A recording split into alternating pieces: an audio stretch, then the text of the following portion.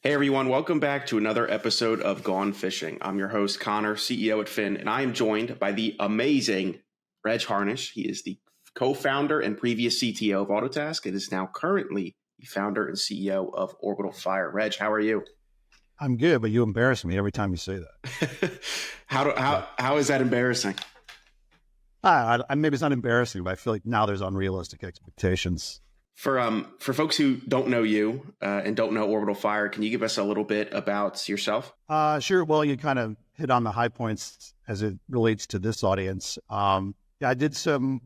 So I was at Autotask really from day one for the first decade or so close to 2010, and then I was in enterprise cybersecurity. I started a company called Greycastle, and we became one of the biggest, fastest growing professional services firms in the enterprise space for about a decade. And then Orbital was born in 2020, June of 2020. We're going to be 4 years old in a couple of weeks here. And so Greycastle was really exclusively focused on enterprise. Orbital Fire is exclusively focused on small businesses. We partner with MSPs. What we're seeing is that there's a rapidly growing percentage of smaller MSPs that really don't want to tackle cybersecurity in any way. And so we're designed, purpose-built to partner with them so that they do the technology and then we do the other 80% of cybersecurity. Things like governance, assessments, testing, workforce security, managed SOC, vCISO, incident response. So then, MSPs get to focus on the stuff that they like doing and that they are probably good at, which things like firewalls, multi-factor, encryption, things like that. And we get to do all the stuff that is really, completely different. It just completely has nothing to do with technology. That makes a ton of sense. What are the biggest issues you see not only small businesses facing, but MSPs as a result of serving them when it comes to security? Well, I got to tell you, the MSP industry is not doing small MSPs any favors right now. I think because, again, there's just a lot of momentum behind big, very big private equity-backed organizations who are pushing gadgets and telling MSPs that cybersecurity is their future, but they're not describing what does that mean? What is cybersecurity? And so we see MSPs on occasion wandering into like a NIST 171 assessment because they want to say yes to their customers. They want to be helpful. They want to be able to say yes, but invariably that ends up problematic for both the MSP as well as the customer. And so I think one of the biggest problems, back to your question, is that we lack a consistent definition and jurisdiction on where does the MSP in cyber security technology, where does that stop? And where does a specialist like Orbital Fire pick up? We have a definition that seems to work pretty well because basically when we were looking at the market and how we would go to market for SMBs, we knew that, all of our prospects and leads already had an MSP. And so we purpose-built Orbital Fire to complement. Like, we don't do anything that MSPs traditionally do. We don't do endpoint. We don't do encryption. We don't do multi-factor. We don't sell any hardware or software. We're not selling licenses to a platform. The stuff that MSPs are traditionally doing, we don't do any of that, and we never will. And we kind of figured out, well, there's some gray area, of course, but then where do MSPs traditionally say we're never going to even attempt that? We don't even know what that is, writing a policy. So I think that jurisdiction is going to be really important. Unfortunately, our position, which we believe to be a healthy one for MSPs who want to focus, be viable, successful, profitable, minimize customer attrition, is pretty much antithetical to what the big 2 or 3, maybe 4 PE-backed entities in this industry are pushing on them.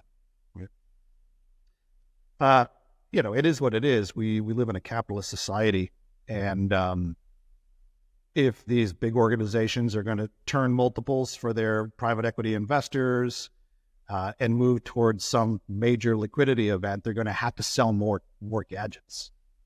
And apparently, most of them have selected cybersecurity as the next area of gadgets that they want to resell to their MSP. So what we do is kind of the opposite of what they recommend. And we're seeing some interesting symptoms and what I believe to be, certainly in our experience, a growing faction of MSPs who are just frustrated. They're tired. There's this, their stack is already so deep. They don't want to add more stuff. They don't want to be accountable for cybersecurity programs or incidents and problems.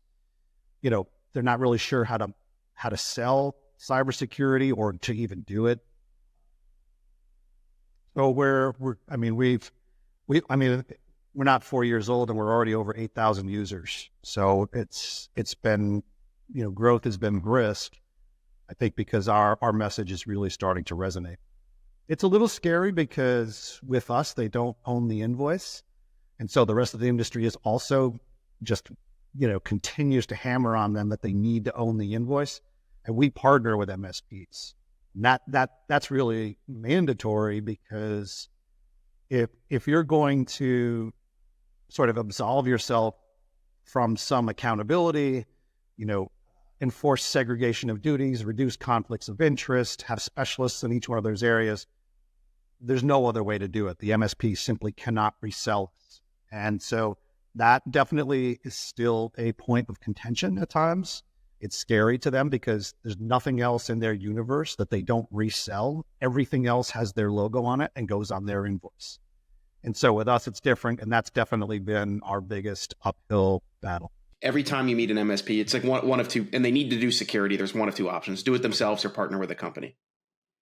Sure. Of those that decide not to partner with a company, they try to in-house it, or they go down this path that you had just mentioned of like, yep, hey, sell more tools, buy more tools, sell more tools, which I've harped on this podcast before with, it was Will Brooks and probably a half a dozen other people. It's like, if your thought process, if I ask you how you provide security and you start by naming the tools you use, you don't know what you're doing. It's like, I'm not claiming I do. I just know that buying a tool doesn't necessarily mean you've created security. It just means you have a tool. You have an invoice, in your own words. So of those who don't decide to partner, they try to do it in-house, or they seek some other option. What are those other options? Well, so buying tools is an option. Let's be clear. I don't think it's a successful one, but it is an option. And if you believe the rest of the MSP industry, that's the future. If you want to be a viable, successful MSP, you better buy more gadgets, more tools. Now, I think, like I say, there's a growing faction of MSPs who have figured out that's not sustainable. And for a lot of reasons, it doesn't make sense economically either. I mean, most of those cases, the MSP has already paid the vendor, some minimum or a quota or certainly some licensing, and they haven't even sold it yet. And so they're immediately upside down. And now they got to figure out, I got to hire someone to be an expert in this area. I got to find someone to sell it, market it, support it, do the work, try and do it in a way that keeps my customer happy. And that's a big stretch. And, and there's just constant chatter, talking heads in this industry. Is like, here's how you add a vCISO practice. Like, that's, in my opinion, very bad advice for them. One is, especially for small MSPs who really haven't solidified their own cybersecurity technology stack. And so if you ask them, are all of your customers enforcing MFA across, privileged and other critical accounts? They can't say yes. They've still got a lot of work to do on just the basic tech stuff, let alone trying to wander into things like assessments and compliance and incident response.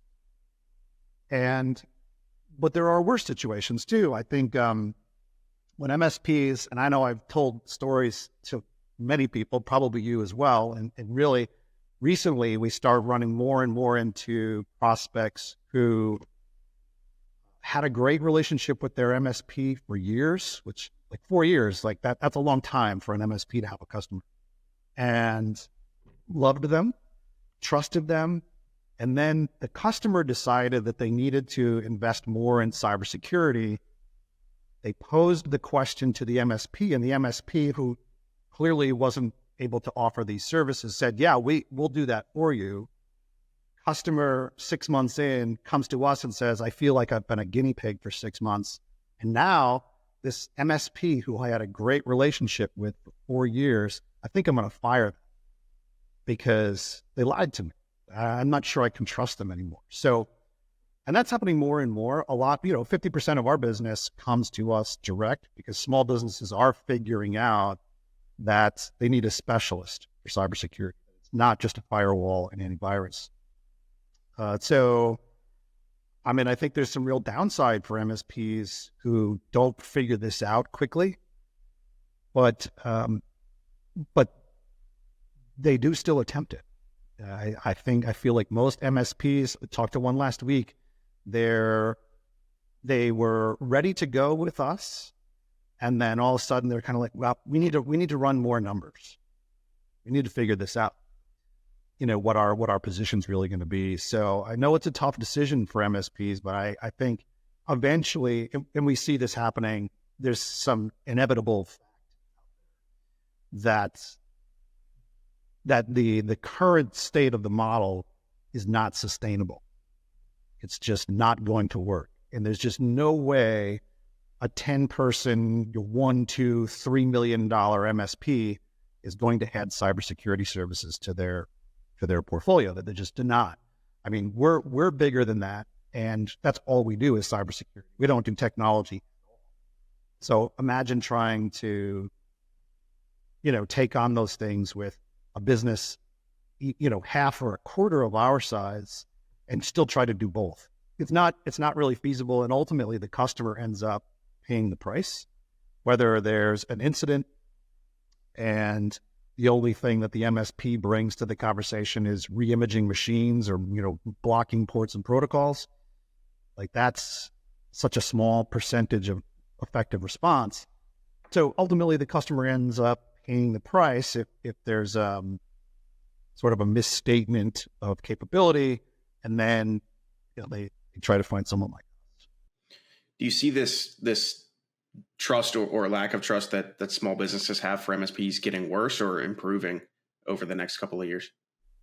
Well, listen, I mean, I think if you believe ConnectWise, their most recent, State of the SMB, I think it was north of 60% of all SMBs are looking for a new provider because they're not happy with theirs.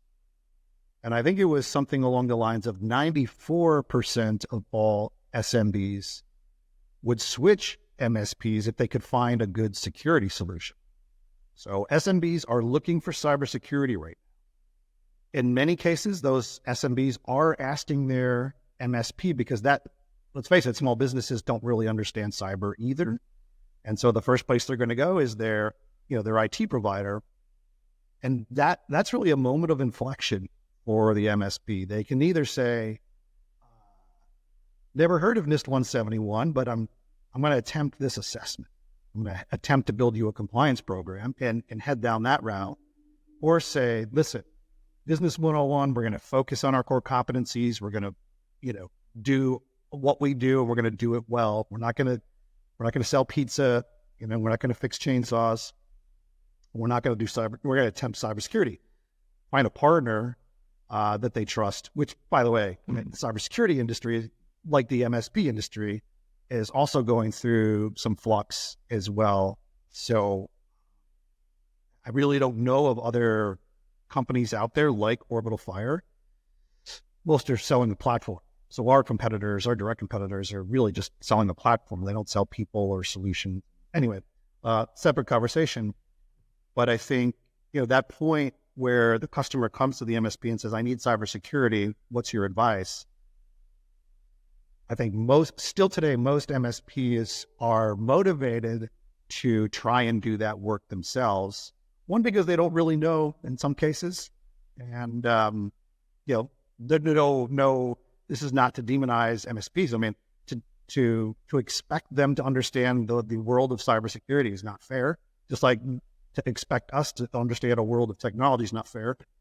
And they say, yeah, I'm gonna try that. But again, I think most of the MSPs we meet are good people. They work hard. They want to do good things for their customers. But I think there's just a lot of confusion out there about what the best path is for the customer. Ultimately, better outcomes for the customer mean better outcomes for the MSP. So, we just keep beating the drum, and it's working for us for sure. And if our metrics are any indication, so probably 50% of our pipeline is our existing customers doing more stuff, and our attrition is near zero over the last 4 years. So it's working for the SMB. It's working for our small business customers. And I think, generally speaking, they end up being happier with their MSP because everyone gets to stay in their lane, be experts, produce better things for them. It's almost like what would really flip this on its head and change it for the better is if the SMB were just educated a little differently. That from what you had alluded to is it's unfair to expect your technology provider to also be a security expert given the scope of both of those domains. But that expectation sits primarily with the SMB coming to it's all technology to me. Like that's their perspective probably. And Absolutely. Then they go to the MSP and the MSP's like, well, now they expect me to do this. And if I don't do it, someone down the street's going to get the job. I lose business. I close my doors. I can see how it's like a super tenuous position, but if there were just a little more education on the SMB side, maybe it'd be a different world. Well, and that's how, that's happening as well. Most of our customers, they don't get their cybersecurity information from Dark Reading or CIL magazine. They get their cybersecurity information from the Today Show. Quite literally. That's where they get that's how they learn about cybersecurity. But in their business, certainly over the last 4 years, what we've seen is that cybersecurity is getting in the way of them running their business, either selling their stuff, bidding on that next RFP, meeting contractual requirements, getting insurance, keeping their best customer. They don't understand cybersecurity necessarily, but they do know that cyber is a major hurdle in all of these important areas of their business. And so they are being forced to get more educated. For folks who wanted to connect with you or connect with Orbital Fire, where would you suggest they go? Yeah, so any MSP, just partners at orbitalfire.com. You can go to our website. There's a partners page. You can kind of see how we work, the services that we offer. Our website's a great resource to start with. But if you want a conversation, partners at orbitalfire.com, and we'd love to talk. It's exciting for us. Awesome. Well, Reg, thanks so much for joining. Folks, if you have been listening or watching, we'll have links to that in the show notes. Feel free to reach out to Reg and Orbital Fire and say hello. And Reg, can't wait to have you on the next episode. Thanks, dude. Good to see you. Bye. As always, everyone, thanks so much for tuning in to Gone Fishing. If you want to find out more about high-quality security awareness training campaigns, how to launch them in ways that actually engage employees to change their habits, then check us out, Phin Security, at phinsec.io. That's phinsec.io, or click all of the wonderful links in our show notes. Thanks for fishing with me today, and we'll see you next time.